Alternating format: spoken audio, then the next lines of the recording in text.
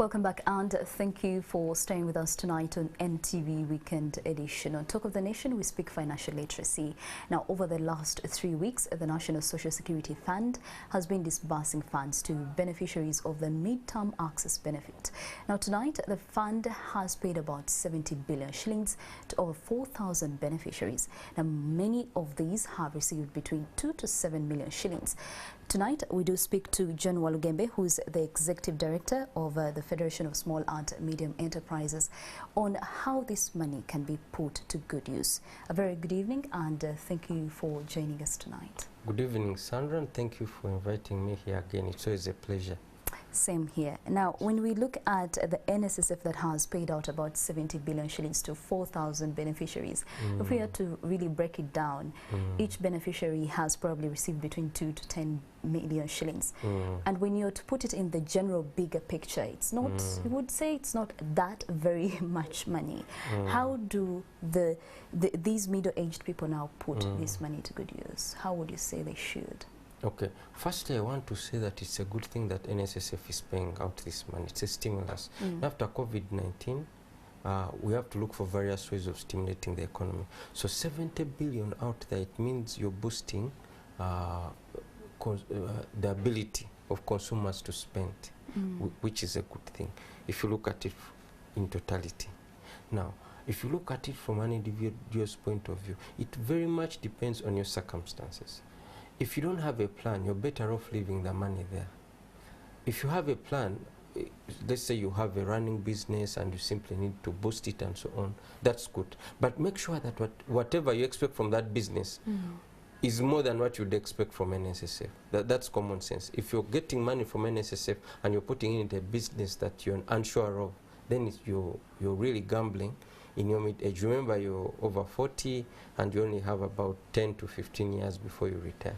So it's a very, everyone would want to get money now. As they say in finance, money now is better than money in the future. But in this context, if NSSF is paying you an interest per annum, and you're not sure that wherever you're going to put the money, you'll be able to generate more interest than they're giving you, then you're better off leaving the money. Do you think these people that are accessing these benefits are actually given enough financial literacy or on how to use that money? I doubt. So NSSF has a financial literacy program, but I don't think they had enough time to take these people through the basics. What are you doing? Are you starting a business? Are you already running a business? What does it take to run a business? Because I suspect most people will want to inject this money into one business or another, a small business for that matter.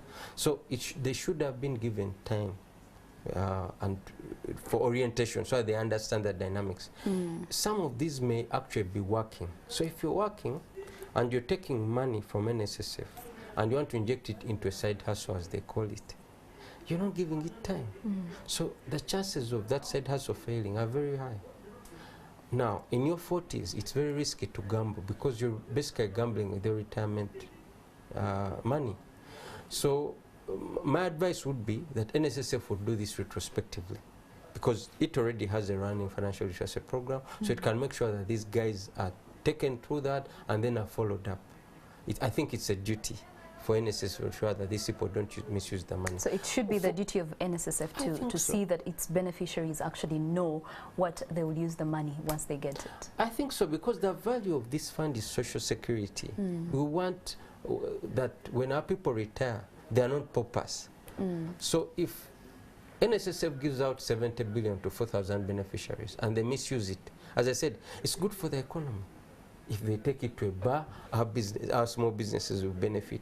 If whatever they do, the SMEs in this country will benefit from this money. But we also want them to succeed. So we believe NSSF needs to do more to ensure that these people actually do not misuse the money. And as a federation, we are willing to help. You know, we are experts in small businesses. All of us run one small business or another. So we can help and say, you're taking that direction, but be careful. Yes.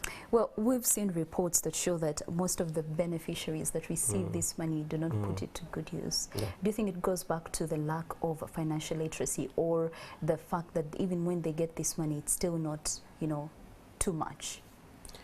No, the issue is not how much money you get. The issue is, do you have a plan? If you do not so it have ties a back plan, to financial literacy. exactly. Well, sometimes people know things but don't even do it. That's the other thing. These are not ignorant people. Some of these people work in offices, some of these people are educated, so they kind of know what to do. But how do we motivate them to do the right thing? It's like a doctor taking alcohol or cigarette. He knows that it's not good, but still goes ahead and does it. So how do we ensure that these people actually are motivated to do the right thing and to spend their money correctly? And that's tough. I think NSSF has a duty again to ensure that these people don't misuse the money, because if they do misuse the money, it means that they'll have a problem. They'll have retirees who will keep blaming NSSF. Oh, NSSF didn't support us, NSSF didn't advise us, and so on. So I think NSSF, with other actors, can support them to ensure that they put the money. Now, I want us to speak directly to you as the Executive Director of Federation of Small and Medium Enterprises. Yes. There is a person out there that has just received about 7 million. Yes. Where do they start from? Can they come to you and get this information in regards to financial literacy on how to start a business, maybe to inject more funds in the business? So first of all, my dear friend, don't start by paying debts. This money is not for paying debts. First, make sure that the money is kept somewhere until you have a clear plan. If you don't have that plan, reach out to us, the Federation, there are other entities like Enterprise Uganda and others. Make sure that you seek advice and understand how money is made. And in brief, I'll say this. You can make money in 3 ways. Number one, by offering a service. That's the easiest way. With 7 million, if you have a certain skill that you can offer, it can help you. Number two is by adding value, manufacturing. That is capital intensive. So don't deploy 7 million to start a value addition business, except if you're already there. If you're not there, just chill and try to mobilize money so that you have sufficient money in order to start this business. Number three, you can trade. But trading has its own dynamics, you know. It has good profits, but it can also go south. If people don't like whatever you've brought, then your goods is cooked. So what I would say is understand the dynamics of making money. What am I offering that people will pay for? Do not use it to build a retirement home. Do not use it to improve your home. First, keep the money until you have a plan. That would be my advice. Have a plan. If you don't have a plan, reach out to us. We'll give you free advice. We're not going to charge you money. We're not consultants. We are a business association that is there to support people to start and run small businesses. So feel free to reach out and we'll... Well, also just to bring in the aspect, you did bring it in, the small and medium enterprises. Yes. It is true when we say that most of them do not live to celebrate their very first birthday. Do you think, in the general, moving away from the savings just for a bit, do you think it goes back to the fact that even these owners of the small businesses do not have enough financial information? Ugandans think they're experts. Everyone thinks they know. That's why businesses collapse. It's not because Ugandans are not intelligent. We just think we are experts. Just because we speak good English, we think we are experts at everything. So whenever someone wants to advise you, no, I'll do it correctly, then the business collapses. Then you learn through experience, which is unnecessary. So I want to urge you people who have received this money, don't be an expert. Reach out and get knowledge. The same with other existing businesses. Keep learning. COVID-19, my friend, taught many people serious lessons. And nowadays, when the Federation organizes trainings, many of them come. Previously, they used to be too busy and things of that sort. But now, they are willing to learn. And my advice to the people who have received these small monies, please learn and have a clear plan. The issue is not how much money you have. Even with 100 million, a business can collapse.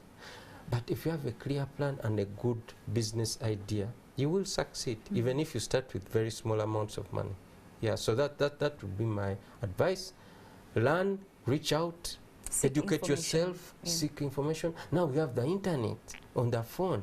Instead of being on TikTok and laughing the whole day, please educate yourself. Use that time to follow serious people who can teach you and educate you. Thank you so much, John Walugembe, the Executive Director of the Federation of Small and Medium Enterprises, speaking to us on the importance of financial literacy. For you who's in business, who is planning to start a business, it's very important for you to seek the right information so that you put your money to good use.